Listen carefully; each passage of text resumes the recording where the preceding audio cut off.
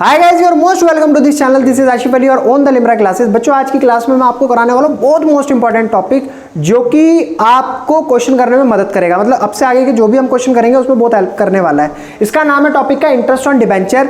ये क्यों पढ़ा रहा हूं मैं आपको, इसका रीजन क्या है। देखो, आपको पता है जब भी कभी कंपनी को पैसे की जरूरत होती है तो कंपनी क्या करती है, डिबेंचर इशू करती है और पब्लिक उन डिबेंचर्स को खरीद लेती है। जब पब्लिक उन डिबेंचर्स को खरीदती है तो वो कहीं ना कहीं कंपनी को उस पैसा देती है वो उन डिबेंचर्स के बदले। अब फिर क्या होता है, कुछ समय के बाद इंटरेस्ट मिलता है। पब्लिक जो डिबेंचर होल्डर हैं उनको इंटरेस्ट पे करा जाता है। तो वो इंटरेस्ट कैलकुलेट करना हम सीखने वाले हैं। इसके अंदर कुछ टाइप्स भी होते हैं। इसके अलावा मैं आपको इसकी एंट्री सिखाने वाला हूँ। कुछ जर्नल एंट्रीज होती हैं, वो भी हम यहाँ पर देखने वाले हैं। तो सबसे पहले मेरे को टॉपिक में यहाँ पर देखो, मैंने आपको एग्जाम्पल के तौर पर यहाँ पर समझाने की कोशिश करी है। 1 अप्रैल 2020 को साल शुरू हुआ और जब साल शुरू हुआ तो कंपनी ने 7,500 10% डिबेंचर, ये डिबेंचर का नाम है जो मैंने आपको बताया था, कूपन रेट होता है, 10% डिबेंचर इशू करे हैं जिसकी कीमत 100 रुपये है। तो आप सिंपल सी बात ये देखो कि यहाँ पर कंपनी ने क्या करा, डिबेंचर इशू करे। अब ये हो गया पूरा 1 साल।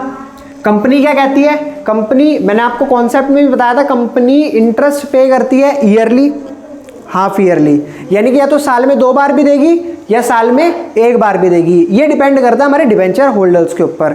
फिर उसके बाद मैंने आपको ये भी कहा था कि कंपनी, अगर कोई बंदा चाहता है कि नहीं भाई मेरे को 6 महीने में, तेरे को 3 महीने में ही डिबेंचर का इंटरेस्ट चाहिए, तो वहां पर उस कंडीशन में भी उसको मैनिपुलेशन की जा सकती है। बाकी नॉर्मली हम 6 महीने में इंटरेस्ट देते हैं, मतलब जो कंपनी है वो 6 महीने में इंटरेस्ट पे करती है। अब सिंपल सी चीज़ है, आप एक बात सोचो, यहाँ पर डिबेंचर कितने हैं, 7,500।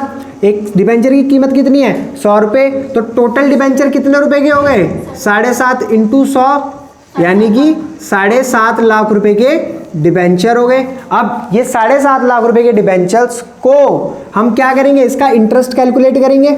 हमेशा ध्यान रखना, डिबेंचर होल्डर को जो इंटरेस्ट दिया जाता है वो डिबेंचर की फेस वैल्यू पर कैलकुलेट करके दिया जाता है। क्लियर है मेरी बात, समझ आ रही है सभी को?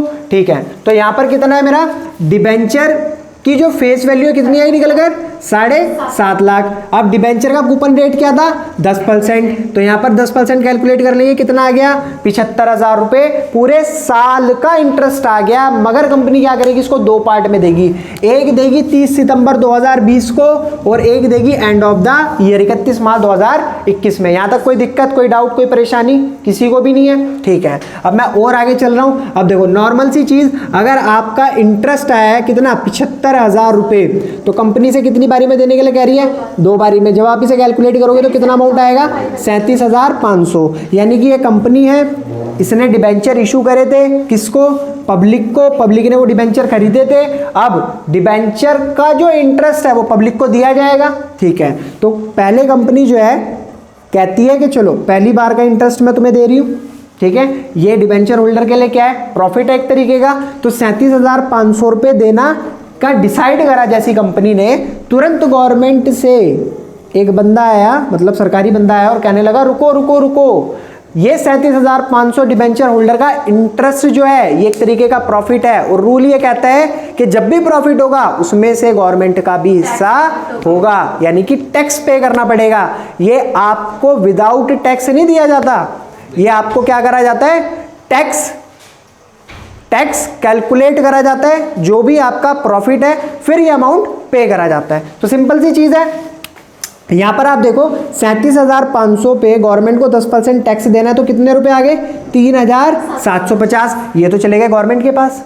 बाकी का जो बचा हुआ अमाउंट है वो जाएगा पब्लिक के पास। तो यही रिसीव होता है पब्लिक को। ध्यान रखना, जब भी आप किसी कंपनी के डिबेंचर खरीदोगे, जो भी प्रॉफिट आपको मिल रहा है वो आपको सूखा सूखा नहीं दिया जाएगा, उसका पहले टैक्स कैलकुलेट करा जाएगा। टैक्स कैलकुलेट करने के बाद जब हम क्या करेंगे, मतलब कंपनी क्या करेगी, गवर्नमेंट का जाएगा, गवर्नमेंट ले जाएगी और बचा हुआ डिबेंचर होल्डर के पास आ जाएगा। लेकिन पब्लिक इतनी चालू हो गई है, वो क्या करती है, ये 37,500 रुपये जैसे उनकी जेब में आ जाते हैं वो गवर्नमेंट को टैक्स नहीं देती। तो गवर्नमेंट उनसे ज़्यादा चालू हो गई। गवर्नमेंट ने कहा एक काम कर कंपनी, तू ना जो 37,500 रुपये डिबेंचर्स होल्डर को देने हैं वो मत दे, उसमें से पहले मेरे इंटरेस्ट के पैसे निकाल।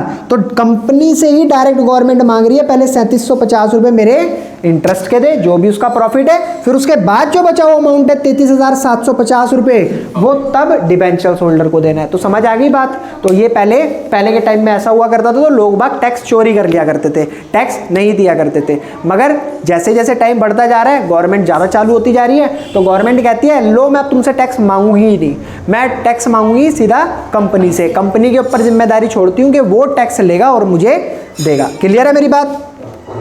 अब इस टैक्स को हम क्या बोलते हैं? Tax deducted at source. क्या बोलते हैं इसको?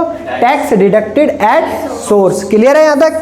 TDS आपने सुना भी होगा, भाई सैलरी आती है TDS कट कर आती है, ऐसा सुना है नहीं सुना? ठीक है, TDS काटा जाता है, तो वही चीज है ये।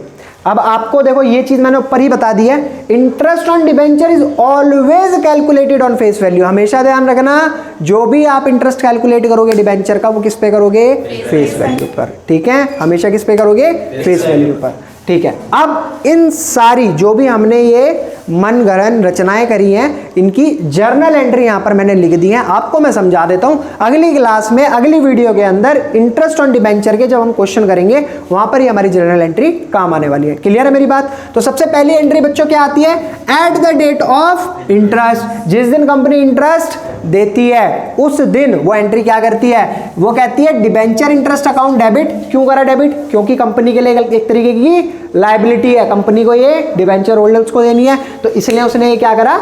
Debit to debentures holders account. क्या किस किस को जाएगा ये डिबेंचर का इंटरेस्ट? डिबेंचर होल्डर को जाएगा और गवर्नमेंट को जाएगा। किस नाम से? TDS पेबल, अभी जो मैंने आपको समझाया था। क्लियर है पहला पॉइंट। अब क्या होता है? अब वो कंपनी सबको देना शुरू करती है, पहले डिबेंचर होल्डर को देती है, तो अपने बैंक से देगी, तो बैंक क्रेडिट हो गया, यानी कि बैंक से पैसे गए किसके पास? डिबेंचर होल्डर के पास। तो debenture holder account debit to bank account, being amount paid, narration इसकी ये होगी। नेक्स्ट इसके बाद TDS का भी देना है उसको, गवर्नमेंट को, TDS payable account debit to bank account, ये भी बैंक से ही जा रहा है अमाउंट। ठीक है, तो उसका भी क्या होगा? बैंक से पैसे कटेंगे और TDS चला जाएगा।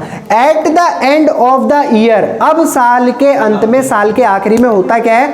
सिंपल सा काम होता है, जो कंपनी है वो क्या कहती है? Statement of P&L account debit to debenture interest account. जो भी कंपनी बनाती है, अपना बही खाता बनाती है, स्टेटमेंट ऑफ P&L, वो उससे उसे राइट ऑफ कर देती है, जो भी उसने इंटरेस्ट पे करा है। भाई एक तरीके का खर्चा है ना, ये एक्सपेंस है, तो उसे दिखाना तो पड़ेगा ही पड़ेगा। ठीक है, वो फिर लास्ट में क्या करती है? At the end of the year वो स्टेटमेंट ऑफ P&L से उसको एडजस्ट कर देती है। क्लियर है मेरी बात? सभी को समझ आ गई? ठीक है, अगर आपको वीडियो बहुत ज़्यादा पसंद आई हो और ये पूरा का पूरा टॉपिक अच्छे से समझ आया, तो प्लीज़ वीडियो को लाइक कमेंट शेयर करना बिल्कुल भी ना भूलें। अगली क्लास में मिलेंगे और कुछ नए क्वेश्चंस के साथ।